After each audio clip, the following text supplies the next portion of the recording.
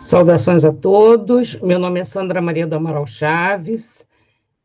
Para atender à política de inclusão, vou fazer uma breve descrição. Eu sou uma mulher branca, de meia idade, cabelos grisalhos, estou com um casaco verde musgo e um lenço azul no pescoço. No fundo da tela, vocês podem ver a minha biblioteca. E vou, então, dar início à apresentação do nosso trabalho. O tema Inovação no Ensino das Práticas Enxutas em Cursos de Graduação. Foi construído o estudo com a participação do professor Dr. Robson Damasceno Calado, o doutorando Alexandre Beraldi Santos e o professor Dr. Saulo Cabral Bourguignon.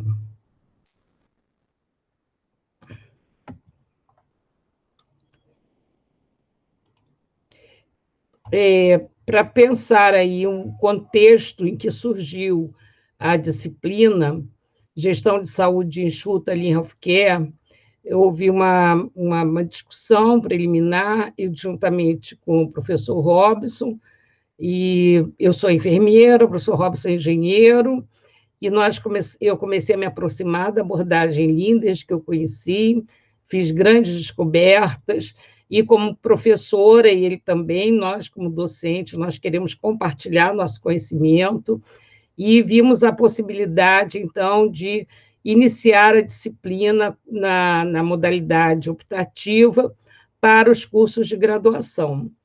Inicialmente, nós pensamos os cursos de enfermagem e de engenharia, mas a ideia, nossa proposta, é que essa disciplina ela seja oferecida na grade dos cursos de graduação, inicialmente daqui do Polo de Rio das Ostras, na época em que ela foi aprovada pelo Departamento de Enfermagem, em agosto de 2018, a disciplina começou a acontecer presencialmente, nós tivemos uma turma em 2018, com um trabalho inovador, com a presença de vários profissionais, e depois, no ano seguinte, nós fizemos, a partir da situação da pandemia, fizemos a disciplina online. Então, o objetivo desse trabalho aqui é de ampliar as discussões a respeito do ensino na modalidade à distância, nas práticas enxutas dos cursos de graduação, porque, principalmente, a disciplina começou a acontecer a partir desse período. Nós estamos fazendo aqui apenas um relato de experiência. Esse relato está pautado em dados que foram coletados no relatório docente anual, que é público, o RAD, da Universidade Federal Fluminense. Nós coletamos os dados apenas dos últimos 4 períodos.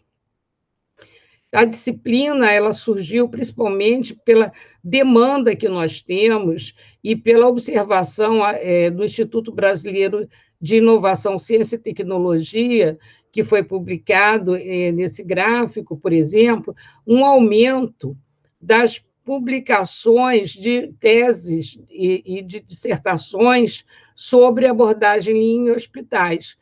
Essa comprovação científica nos respalda até para oferecer essa disciplina e para que a gente possa ampliar cada vez mais a disciplina nos cursos de graduação nas universidades.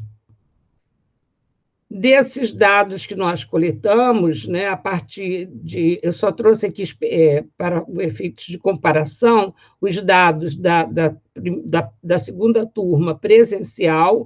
Nós tínhamos, em média, são 30 vagas, nós tínhamos, em média, 20 alunos no primeiro semestre. No segundo semestre, nós tínhamos 21 alunos.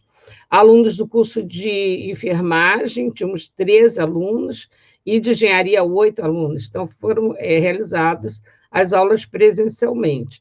Notamos aqui uma queda brusca na quantidade de alunos inscritos na disciplina no semestre seguinte, que aconteceram essencialmente na modalidade de ensino à distância, devido à atual crise sanitária causada pela Covid-19, que nós não temos condições de desenvolver um trabalho presencialmente nesse momento. Então, nós tivemos aqui, em 2020.1, 5 alunos do curso de graduação e 1 aluno do curso de engenharia. No semestre seguinte, nós não tivemos alunos inscritos, e esse semestre nós estamos com 3 alunos do curso de enfermagem. Esses alunos, as inscrições das disciplinas, nós tivemos aí um aumento de disciplinas optativas, a oferta de disciplinas optativas no nosso curso de graduação em enfermagem foi muito além do normal.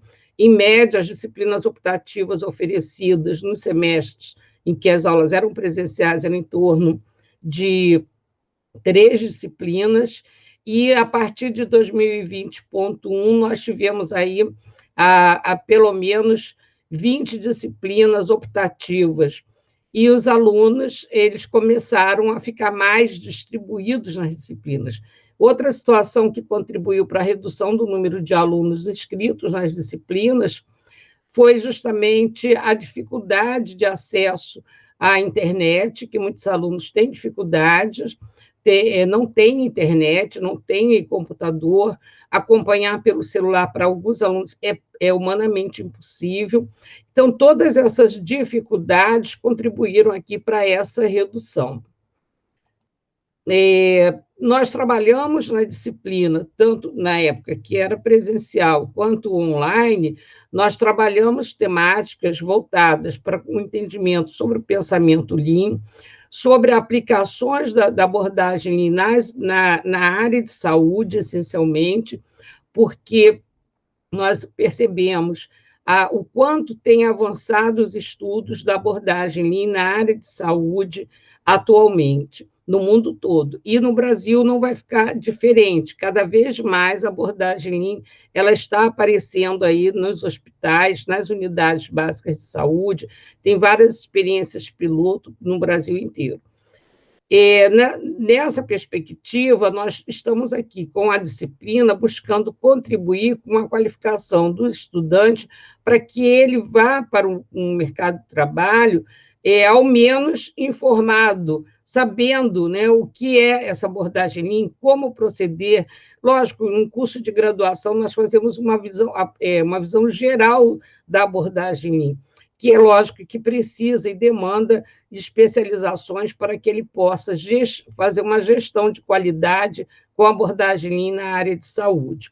Então, nessa visão geral, nós falamos sobre os princípios Lean, sobre aplicações, sobre a necessidade de um trabalho que busca, principalmente, a redução dos desperdícios, e é esse um grande movimento que nós temos, principalmente na área de saúde. Nós vimos a necessidade de desenvolver um trabalho com uma abordagem cada vez mais humanizada, e a abordagem em healthcare que tem o foco na pessoa, no ser humano, e o que nos dá base para desenvolver um atendimento na área de saúde humanizado. As ferramentas nós demonstramos para os alunos, as aplicações, os conceitos básicos, a abordagem Kaizen, as métricas, entre outros. O mapeamento do fluxo de valor tem muito mais, né, do que isso. E nós fazemos exercícios, as aulas são todas com bastante diálogo, bastante interação entre os alunos, entre os profissionais. Então, nós percebemos aqui a necessidade de ampliar essa discussão.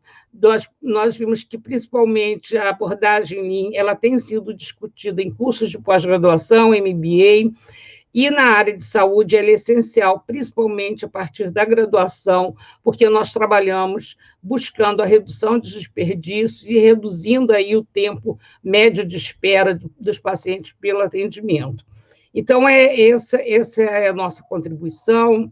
Nós estamos aqui participando desse congresso, agradecemos a oportunidade. O 10º Lean Six Sigma Congress é um trabalho grandioso que certamente vai trazer contribuição para todos nós. Eu agradeço pela oportunidade, em nome dos nossos colegas, do nosso grupo, dos professores e de todos que estão aqui nos assistindo. Muito obrigada.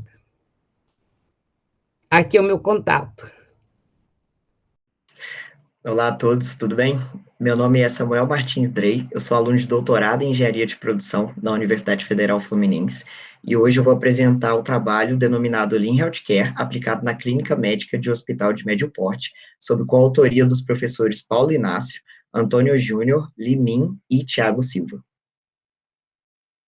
Como rápido sumário dessa apresentação, eu vou apresentar um contexto da nossa pesquisa, a metodologia, como ela se desdobrou, o desenvolvimento dela, juntamente com o levantamento dos processos, os resultados e discussões sobre ela, as considerações finais feitas sobre a pesquisa e, por fim, as referências utilizadas nessa apresentação.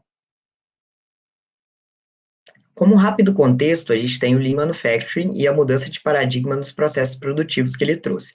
Inicialmente, a gente tinha uma forma de produzir muito comum, que a gente conhece ela até hoje, que é a produção em massa, que é muito favorável para países grandes, com economia muito aquecida, como é o caso dos Estados Unidos na época. Contudo, não era o caso do Japão da época, uma vez que a gente está falando de um Japão que, além de ser territorialmente bem menor, era um Japão pós-guerra, que não estava com a economia tão aquecida assim. Daí nasceu o Lean Manufacturing, que tinha como objetivo manter ou melhorar a qualidade dos processos através da diminuição dos desperdícios, utilizando os recursos para diminuir o valor não agregado que você acha nas atividades que compõem esses processos. Com o passar do tempo, o Lean Manufacturing se mostrou tão efetivo, tão útil, que ele foi se desdobrando para outros âmbitos, até atingir os serviços, deixando um pouco a manufatura, não necessariamente deixando, mas se ramificando um pouco para a área de serviços, especificamente para a saúde, com a denominação de Lean Healthcare. Com o Lean Healthcare, a gente tem uma intensificação das exigências, porque agora você não está mais falando de processos que traduzem um produto, mas sim do seu cliente, que no caso é o seu paciente. Então, você está tratando do bem-estar dele e até de vida ou morte.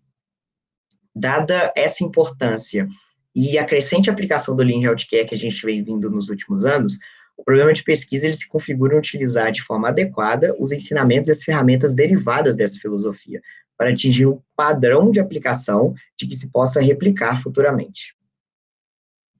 Então, como objetivo geral, a pesquisa teve como propor e validar um procedimento sistemático para aplicação das principais técnicas do Lean Healthcare nos processos que compõem o atendimento em clínica médica de hospital de médio porte. Então, foi usado um hospital de estudo para tal.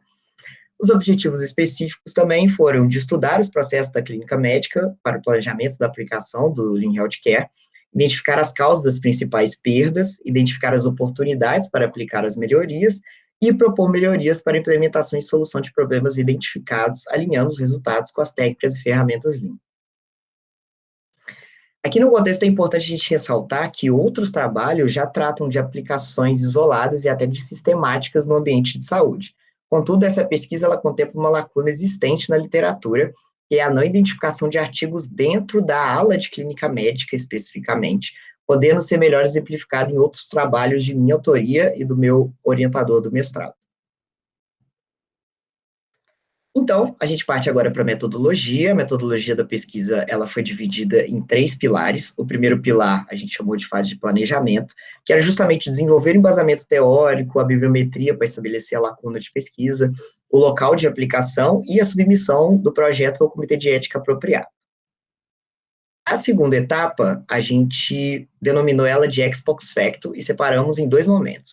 O primeiro seria a aplicação de um roteiro de entrevista para verificar a percepção do local do ponto de vista dos funcionários da clínica médica, validar esse roteiro, fazer o mapeamento dos processos da clínica médica através do VSM, estabelecer os indicadores que a clínica médica tem para a qualidade, calcular o tact time desses processos, os pontos de melhoria, identificar a causa raiz através da ferramenta 5 porquês, determinar o tipo de desperdício e propor uma melhoria com uma ferramenta Lean para cada desperdício identificado.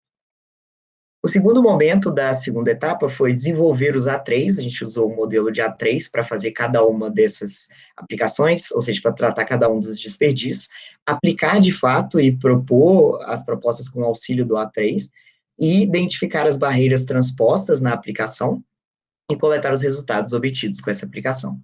Depois dessa coleta, a gente passa para a última etapa da metodologia, que é a confirmação da sistemática, ou seja, a gente comparou os resultados obtidos com os observados, confirmamos que a sistemática ela é válida a partir de uma nova aplicação do roteiro, um novo levantamento estatístico, e estabelecendo as sistemáticas construídas. Como desenvolvimento, então, a gente tem a clínica médica, e dentro da clínica médica a gente tem os processos que acompanham. Por ela ser muito mais versátil que outras alas, ela foi ter sido dividida em vários processos para poder ser tratada melhor. Então, a gente dividiu ela essencialmente em três, que foi a entrada da clínica médica, os processos gerais, e aqui a gente exemplifica com a aplicação de um medicamento, né, que todos os pacientes passam por isso dentro da clínica médica, e os procedimentos específicos, representados nos processos específicos, que aqui a gente traz como exemplo o exame de raio-x, que aí não é todo paciente que passa, depende da sua comorbidade. Tá? E a partir desse levantamento, a gente conseguiu identificar 8 desperdícios dentro da clínica médica, que foram 3 localizados no processo de entrada, mais especificamente nas atividades de internação, colocar a pulseira e acomodação no leito, 2 no processo geral, que era de preparação do medicamento e aplicação do medicamento, e 3 no processo específico, que era buscar o próximo paciente, chegada ao raio-x e chegada no leito, e colocar o paciente na cadeira de rodas. A partir dessa identificação, a gente desenvolveu 8 A3 diferentes. Eu aqui trouxe só um exemplo de um, por questões de tempo, mas todos eles foram desenvolvidos da mesma forma, porque a intenção da gente era propor uma sistemática, certo? Então, inicialmente, a gente desenvolveu esse A3 aí, com essa formatação. A gente tinha o histórico, que foi estabelecido inicialmente com a primeira fase, depois a condição atual com o VSM, o objetivo era justamente diminuir ou eliminar o desperdício que tinha. A análise da causa fundamental foi feita através de um gráfico de Pareto e os 5 porquês, para achar a causa fundamental. As contramedidas foram feitas a partir de uma proposta de uma ferramenta Lean para aquele desperdício, para aquele tipo de desperdício específico. A confirmação de efeito foi usado um plano de ação do Lean Institute Brasil, e as ações de acompanhamento era rever a proposta durante as reuniões gerais mensais. A partir disso, a gente tem os resultados que foi feita, essa aplicação sistêmica para esses 8 desperdícios. Então, como a gente pode ver aqui, primeiro, no processo de entrada da clínica médica, a gente teve a aplicação em cada uma das atividades, a gente coletou o tempo de valor não agregado inicial e o tempo de valor agregado inicial, a gente teve o tipo de desperdício Lean, a causa raiz de cada um desses desperdícios, a proposta de melhoria atrelada a uma ferramenta Lean, ou seja, um novo fluxo ou um procedimento de trabalho padrão, e os resultados. Cada uma dessas aplicações isoladas conseguiu render resultados tanto de diminuição e deslocamento em passos ou de diminuição de tempo de valor não agregado. Aqui a gente pode ver que também teve as aplicações no processo de aplicação de medicamento, com a proposta de um checklist e de um novo layout para cada uma das situações, e, por fim, os processos específicos com o exame de raio-x. Todo esse total foi uma aplicação de 3 meses de observação e 3 meses de aplicação, na qual a gente teve uma diminuição, foi levado em consideração todos esses 3 meses, a diminuição comparativa entre inicial e a obtida, então a gente teve uma diminuição total de mais de 255 mil minutos e mais de 45 mil passos desnecessários que eram feitos dentro da clínica médica durante esses 3 meses. Além disso, a gente também teve uma diminuição na taxa de permanência dentro da clínica médica, como vocês podem ver, no período de aplicação, ele começa a seguir uma tendência de uma diminuição do número de dias que o paciente ficava internado. E assim, a gente conseguiu propor a sistemática, no qual a gente também separou ela em 3 etapas, que a primeira seria o levantamento inicial, para determinar os processos que seriam feitos, identificar os desperdícios e a causa raiz. Montar, desenvolver e aplicar o A3 na segunda etapa da nossa sistemática, e, por fim, confirmar essa sistemática com a coleta de resultados. Como considerações finais, a gente vê a importância das aplicações sistêmicas no Lean Healthcare. A gente conseguiu atingir os objetivos do trabalho, porque a gente conseguiu propor uma sistemática utilizando o Lean Healthcare na clínica médica. Além das melhorias Lean, a gente conseguiu ver melhorias na percepção dos funcionários e diminuição dos desvios padrões no tempo das atividades, então não só no tempo, mas também no desvio padrão. E, como trabalhos futuros, a gente sugere expandir essa sistemática proposta, porque uma vez que ela foi criada, foi justamente para isso, para ter uma padronização da aplicação do Lean Healthcare em qualquer situação, e também expandir não só nessa questão de desperdícios, mas também para outras alas, fazendo as adaptações necessárias, porque cada ala de um hospital é muito peculiar. Então, para a clínica médica foi um caso, pode ter que adaptações para outras alas, como, por exemplo, para a clínica cirúrgica, para entrada, esse tipo de coisa. Essas foram as referências utilizadas na apresentação.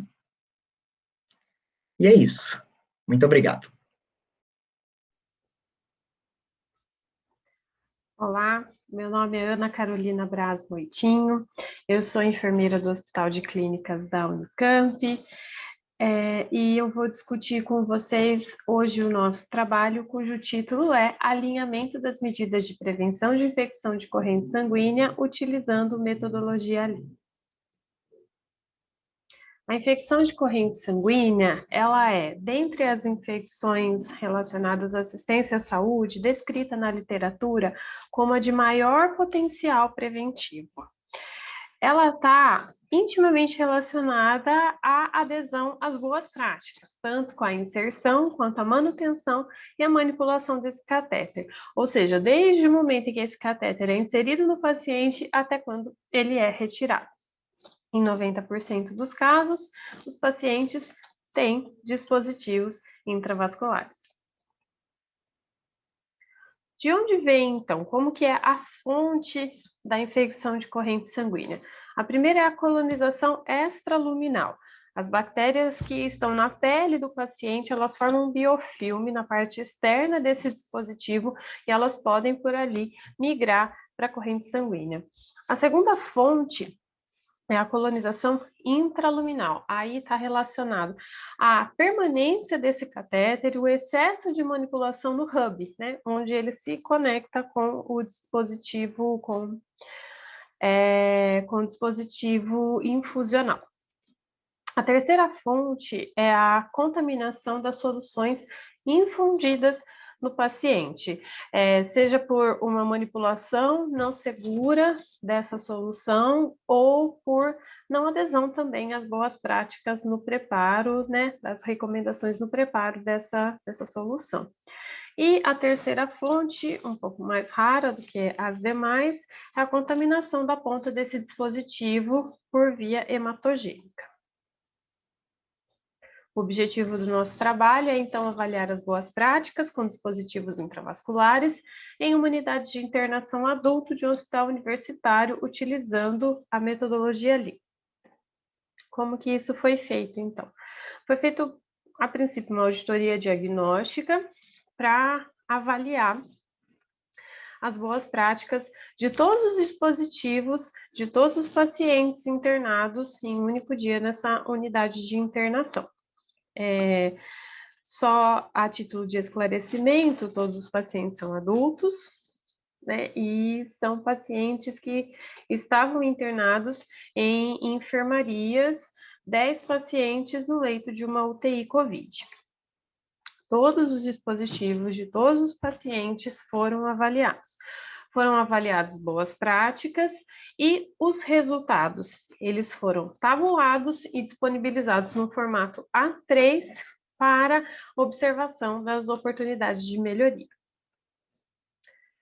193 dispositivos foram avaliados, dentre eles 125 eram acessos periféricos e 68 eram acessos centrais. Das boas práticas, o que foi avaliado, então? A cobertura estéreo. No hospital, a gente tem disponível tanto para acessos periféricos quanto para acessos centrais de pacientes internados, a cobertura estéreo, cobertura transparente, recomendada, né, na literatura, para que esse dispositivo se mantenha íntegro, para que haja menos manipulação, né, para trocar essa fixação. O curativo, se ele estava limpo e seco, se havia identificação nesse curativo, né? A data de quando esse dispositivo foi inserido, a troca do curativo, o profissional que trocou, se havia data no sistema infusional, nos equipos e nas conexões, se o calibre desse catéter era o calibre recomendado, aquele de menor, né, o calibre menor disponível na instituição. Aí foi avaliado o 20 e o 22 para uma unidade adulto, né? Se o sítio de inserção estava sem sinais logísticos, se o sítio de inserção estava sem sujidade e se também se havia a ausência de sujidade no sistema infusional. O que nós encontramos, então, né? Dentre as boas práticas, voltando aqui, dentre as boas práticas, a que teve uma adesão menor foi a data no sistema infusional, com 76,10% dos dispositivos avaliados. Quanto ao calibre do catéter, em apenas 18,40% dos dispositivos avaliados, né, dos dispositivos periféricos avaliados, é que foi encontrado o calibre do catéter número 20, que não é o recomendado aí como primeira escolha para os pacientes. Né, se é um dispositivo que ele vai permanecer no paciente, o paciente não vai precisar de uma grande infusão de volume, ou o paciente não vai fazer um exame que exija a utilização de contraste, então é recomendado 22, e em 18% nós encontramos aí pacientes com catéter calibre 20. Embora, né, todas as boas práticas tiveram uma avaliação aí superior a 70%, né, esses pacientes em que não foi encontrada essa adesão ou que houve uma falha no processo, esses pacientes eles estão sim com maior risco, maior suscetibilidade à infecção de corrente sanguínea. E é isso que nós fomos discutir com as equipes, colocando então num A3. Relacionando, então, as boas práticas com os dispositivos intravasculares e a cultura de segurança. Então, foi traçado um plano de medidas, uma oportunidade de melhoria para que a gente consiga, além de oferecer uma qualidade na assistência para esses pacientes, garantir que a sua internação não seja prolongada, né, por uma infecção relacionada à assistência à saúde. Então, foram feitas estratégias, né, de melhoria para que a gente conscientize a equipe, eduque, treine na utilização da cobertura estéreo, na utilização do curativo, né, na identificação desses dispositivos, uma mudança de rotina, uma mudança do processo de trabalho, garantindo que esse paciente tenha uma assistência adequada. Concluindo, então, as medidas de prevenção de infecção de corrente sanguínea, elas foram observadas na maioria dos pacientes com dispositivos intravasculares. No entanto, essas falhas, elas comprometem a assistência e elas podem prolongar a internação desse paciente.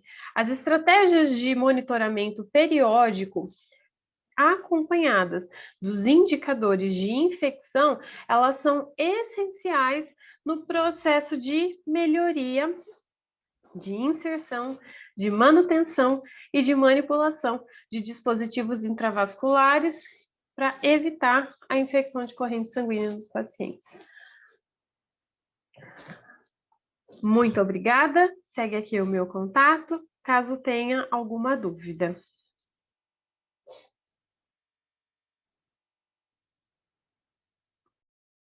Olá, meu nome é Ana Paula Bepler, eu sou médica cardiologista, atuo na unidade de emergência referenciada do Hospital de Clínicas da Unicamp e o projeto que eu venho apresentar hoje chama Lean nas Emergências, atuação na superlotação da unidade de emergência referenciada do Hospital de Clínicas da Unicamp.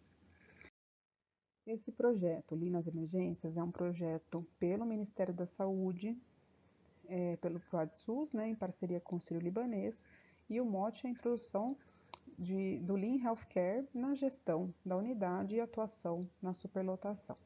Nós fomos contemplados com esse projeto no final de 2019 e teve todo o desenvolvimento dele no ano passado. Foi um projeto com duração de 6 meses, desconsiderando a pandemia. Nós fizemos um treinamento presencial no GASU, que é Gestão Avançada em Serviços de Urgência, treinamento de diversas ferramentas Lean, 5S, o mapa de fluxo de valor, diagrama de Chikawa, Kaizen, padronização de trabalho, Huddle, entre outros. Nós aprendemos desde coisas mais básicas, como o 5S, e parece algo mais simples, né? Mas para fazer um 5S, unidade de emergência, de um hospital de grande porte, que vive superlotado, e ver resultado e conseguir manter, que é o foco do 5S, né? Aquele ciclo, né? É muito gratificante. Então, tem as fotos aqui do antes e do depois. Então, esse aqui é um carrinho de emergência. Ele etiquetas fora de ordem, sem nenhum padrão visual. E agora a gente tem esses carrinhos de emergência na unidade, que tem essa gestão visual, os materiais que são mais críticos, que eu uso mais, com um bom desenho, né, em ordem alfabética, os que eu uso médio, os que eu uso menos, os que eu uso em outras necessidades. A nossa sala de uma das nossas salas de emergência, antes do 5S, né, com bastante material à mostra, disponível, as gavetas com identificações sem padrão. Agora, depois de uma organização, uma validação dos materiais que eu realmente preciso ter, né, um estoque adequado de insumos para não haver desperdício nem gastos, a gente tem essa sala de urgência aqui bastante diferente. O mote do projeto é o reduzir a superlotação. Então, antes a gente tinha paciente abarrotado pelo corredor, hoje nós somos cheios ainda, mas não como antes, né? Uma das ferramentas que nós aprendemos a lidar, e hoje é o nossa ferramenta mais importante, eu diria, até no nosso dia a dia, né? É o Huddle, essa ferramenta pontual, uma reunião de 15 minutos, nós executamos, fizemos durante o ano, né, vários aprimoramentos do Huddle. Começamos com preenchimento em papeleta, criamos alguma ferramenta Google, tentamos deixá-la mais dinâmica até que a gente chegou num formato tipo um banner, com o fundo impresso e com informações que, pra gente, isso aqui é uma foto de como está a unidade, tá? Quantos pacientes eu tenho, o que eles têm de pendência para serem resolvidos naquele momento, quais são as minhas lotações por área, quem está presente nesse huddle, quais são as minhas lotações e as minhas metas de saída, o que eu tenho de leito disponível e as faltas no hospital. E esse aqui é um time do huddle nas visitas, né? Então eu tenho desde a equipe de cirurgia, NI, gestão das enfermarias, diretor administrativo, superintendente, né? A gente tem uma equipe muito grande que faz parte. Obviamente não é essa equipe que está todos os dias, mas sempre vem um ou outro, sinaliza e pontua, tá bom? Então, esse huddle a gente faz um preenchimento em loco com as pessoas participantes do huddle para que cada um possa contribuir, né, com as suas sinalizações, o que tem para fazer e assim por diante. E nossa estrela do congresso, então,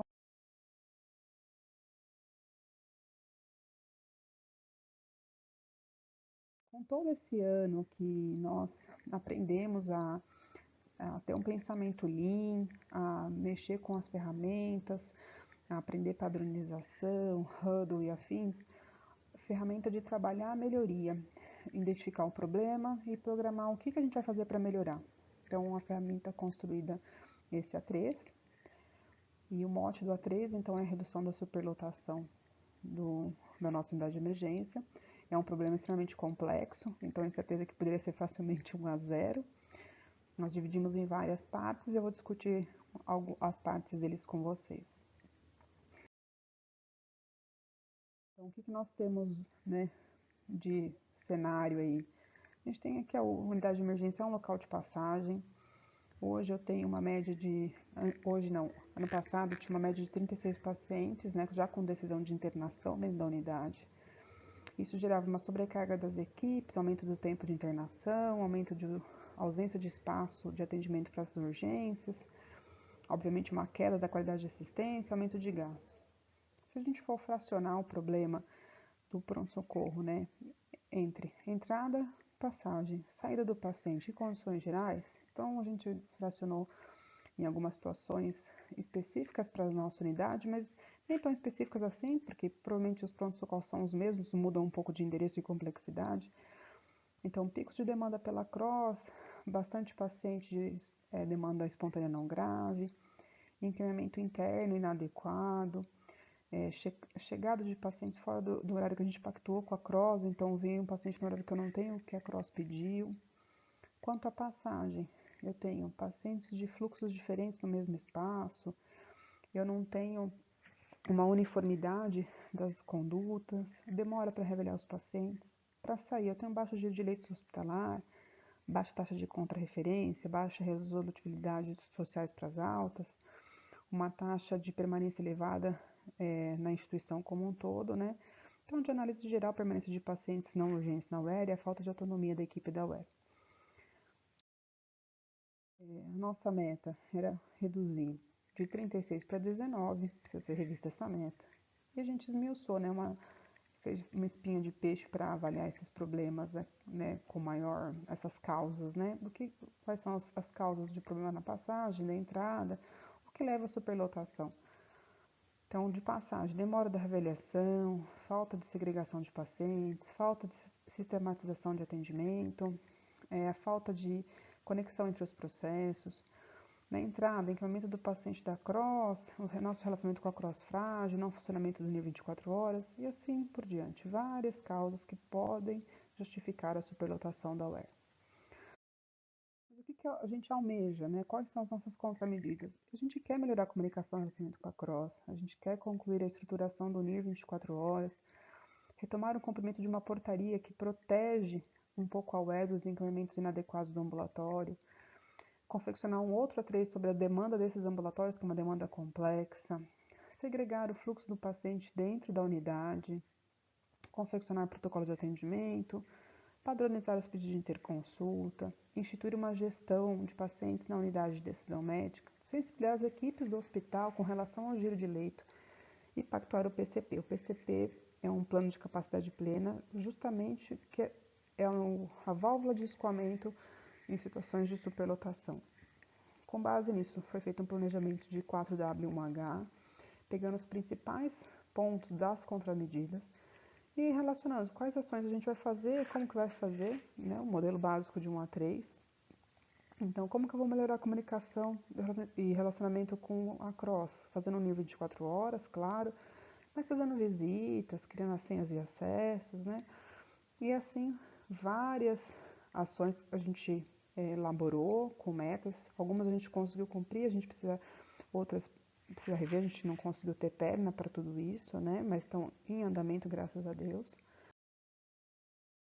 E o segmento? O que a gente vê é que a equipe diretora da UER como um todo, a gente está mais amadurecida no processo de gestão, a gente tem maior domínio nas ferramentas de gestão, inclusive o nosso huddle, né, nossa base para lidar no dia a dia ali com as demandas da UER. Quais são os próximos passos? A gente tem que criar esses protocolos, segregar os fluxos dentro da UER, aumentar a sensibilização da instituição, né, para tornar o giro de leito mais efetivo, diminuir a média de permanência ali no hospital e dentro da unidade, obviamente, e cumprir a portaria que ajuda nisso tudo. Nada disso seria possível sem a ação de vários colaboradores e, obviamente, sem o apoio da alta gestão do hospital. E eu deixo aqui o meu agradecimento, deixo o meu contato, assim de como os integrantes responsáveis pela execução desse A3 e dos nossos tutores, nossos mentores do programa Ali nas Emergências, o Adriano e o Paulo. Muito obrigada. Olá, meu nome é Joana, Eu sou enfermeira do Hospital Universitário Clementino Fraga Filho, especialista em controle de infecção hospitalar e aluna da pós-graduação e mestrado da Escola de Enfermagem Ana Nery. Bom, vou apresentar o trabalho DMAKE, uma proposição de método para melhorar o processo de limpeza e desinfecção hospitalar. Bom, as infecções relacionadas à assistência à saúde, elas são uma das principais causas de morte no mundo, né? Mata mais nos Estados Unidos quando comparado à AIDS, ao câncer de mama e os acidentes de trânsito. Então, os pacientes com sistema imunológico debilitado, como os portadores de doenças hematológicas, né, os idosos, eles são os mais suscetíveis a contrair algum tipo de infecção. E um estudo da OMS demonstrou um aumento da prevalência dessas infecções em pacientes internados em terapia intensiva, enfermarias cirúrgicas e ortopédicas. Em relação à epidemiologia mundial, estima-se aí que 5 a 10% dos pacientes admitidos na UTI adquirem algum tipo de infecção, e no Brasil, essa taxa está em torno de 14%.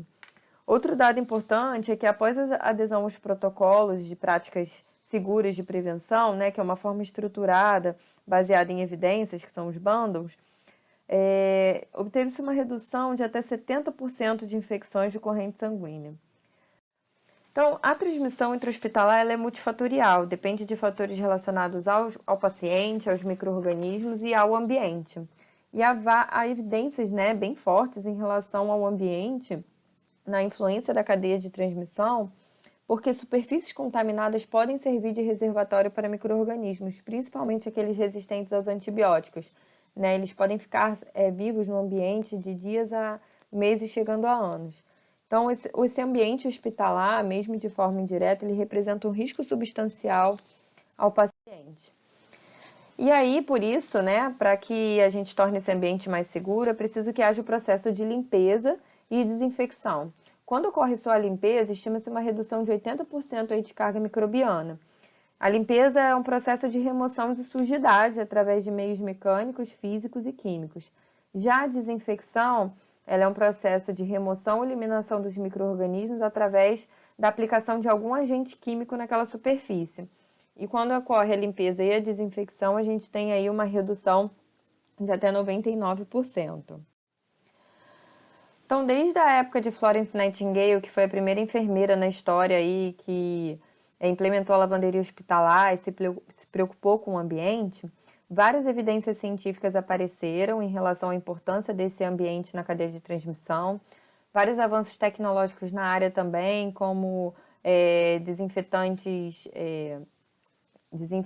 de pronto uso, né, com uma tecnologia avançada, outras tecnologias como UVC, plasma, superfícies de cobre, mas mesmo assim a gente encontra processos inadequados e a má gestão dessa higienização, trazendo aí a necessidade da implementação de ferramentas de gestão da qualidade, e uma das estratégias é o Lean Six Sigma, que através do método DMAKE, que é um método estruturado e monitora a eficácia da gestão dos processos por meio do diagnóstico de uma situação não desejada, né, e da consequência busca por solução, seria uma boa estratégia, né? Então, seu principal objetivo é controlar e melhorar os processos e sustentar as melhorias propostas. Então, apesar da forte recomendação de utilizar tecnologias e ferramentas existentes para conhecer e mensurar o processo de higienização hospitalar, essa por si só não garante um ambiente seguro e livre de micro-organismos patogênicos. Então, levando em consideração que no cenário do estudo dessa pesquisa não se tem indicadores de qualidade da higienização de superfícies hospitalares, definiu-se o seguinte questionamento: será que a aplicação do Lean Six Sigma pode ser considerada uma estratégia eficaz para melhorar a qualidade dos processos relacionados à higienização hospitalar? E aí, baseado nessa premissa, o estudo em questão ele visou propor a viabilidade da utilização da abordagem Lean Six Sigma como uma estratégia de gerenciamento e melhoria do processo de higienização terminal hospitalar. E lembrando que nesse objeto de estudo não há relatos da aplicação do método DMAKE com esse enfoque, né? E esse estudo, ele se justifica pelo seguinte fato, né? A melhoria de processos e de qualidade da assistência à saúde ela é algo imprescindível, Mas como realizar mudanças e melhorias sem avaliar, medir e analisar de verdade o problema, né? Então, em meio às dificuldades presentes no sistema de saúde no geral, como erros, né, custo, desperdício, problemas com infraestrutura, processo, é preciso que a gente tenha um sistema de saúde que erre menos, desperdice menos, custe menos e entenda as reais necessidades do paciente. Então, a melhoria contínua ela deve começar a partir de um ambiente onde a prioridade é a segurança de todos. E é evidente que esse ambiente hospitalar ele impacta diretamente na segurança do paciente, como eu falei anteriormente. Então, superfícies contaminadas aumentam em mais de 100% o risco de colonização, né, ou infecção de pacientes suscetíveis, que ocupam o mesmo ambiente em que pacientes internados anteriormente estavam infectados ou colonizados por essas bactérias e micro-organismos. O método é uma pesquisa exploratória, né, realizada por um profissional especialista em controle de infecção. Para facilitar o desenvolvimento da teoria, por meio da aplicação prática, vai ser usada a metodologia de pesquisação dentro do hospital universitário, através de 3 ações principais: observar para reunir informações e construir o cenário, pensar para explorar e analisar e interpretar os fatos para futuramente agir, implementando e avaliando as ações.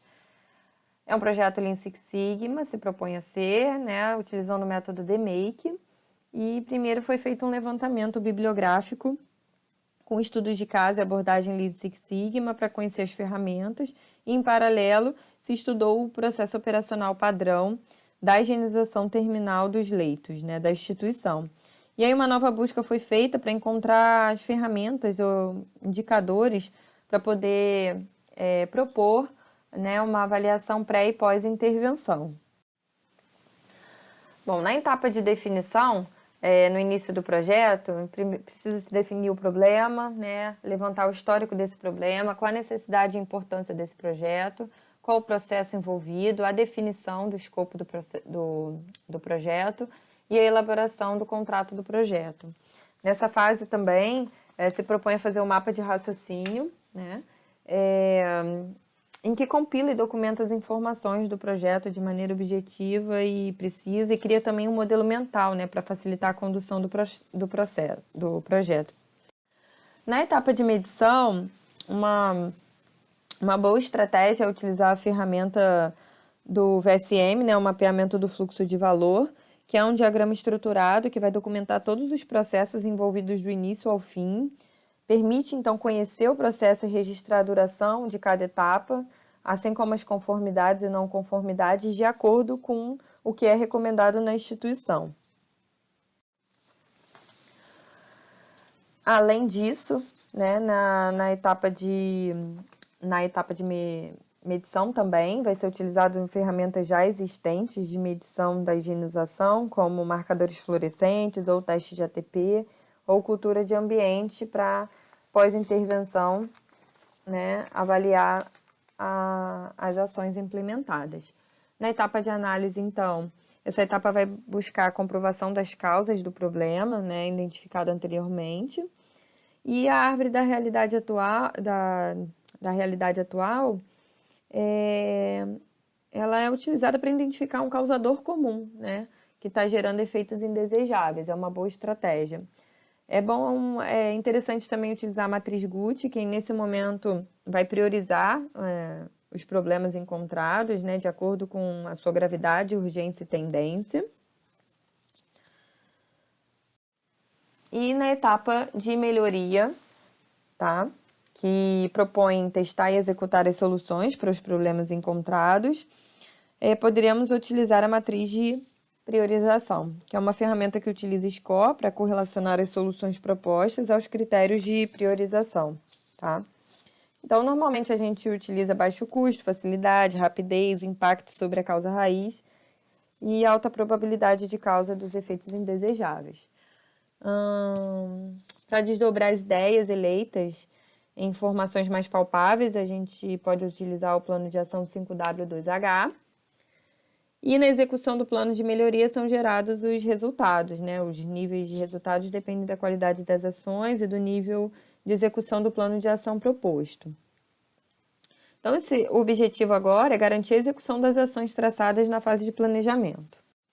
Na fase de controle, após a implementação das ações de melhoria, a gente vai avaliar e monitorar os resultados, né? Algumas práticas utilizadas nessa etapa que são interessantes é o quadro de gestão à vista, relatórios enviados aos líderes com indicadores do projeto, a gestão participativa com reuniões mensais, né, para alinhar as estratégias.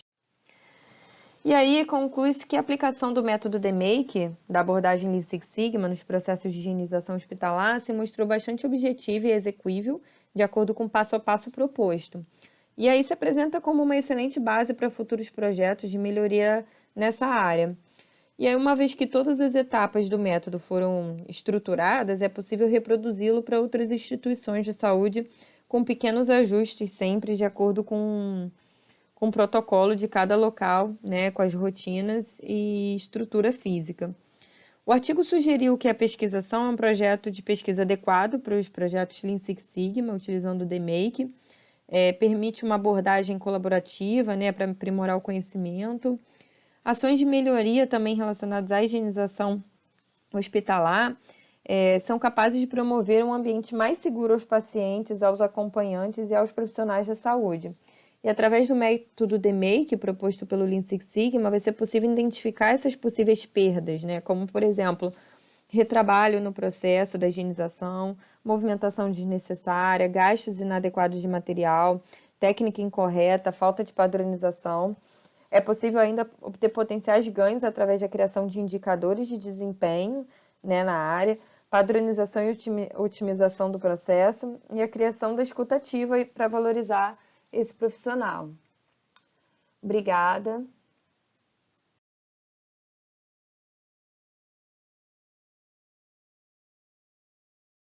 Boa tarde a todos.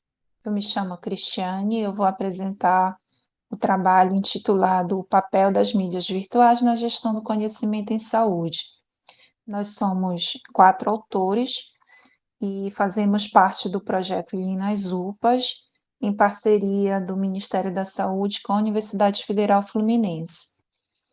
O objetivo desse trabalho é identificar o uso de redes virtuais, né, na disseminação do conhecimento. Então, nós sabemos que os recursos virtuais, eles podem ser utilizados para capacitar e ampliar o acesso, bem como divulgar as ações, sendo um viabilizador da gestão do conhecimento, principalmente quando a gente fala em administração pública.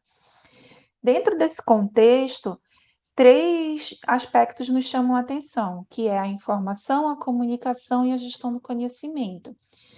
Esses 3 componentes, eles são uma forma de capacitar, né, o capital humano, em especial quando a gente trata de cenários públicos que são dinâmicos, são amplos, equivalentes ao universo das unidades de pronto atendimento. Então, o objetivo foi quantificar e analisar a efetividade das ações de divulgação para a gestão da informação e do conhecimento do projeto Lean nas UPAs através da plataforma virtual. Como material e métodos, nós temos que é uma pesquisa descritiva, documental e explicativa.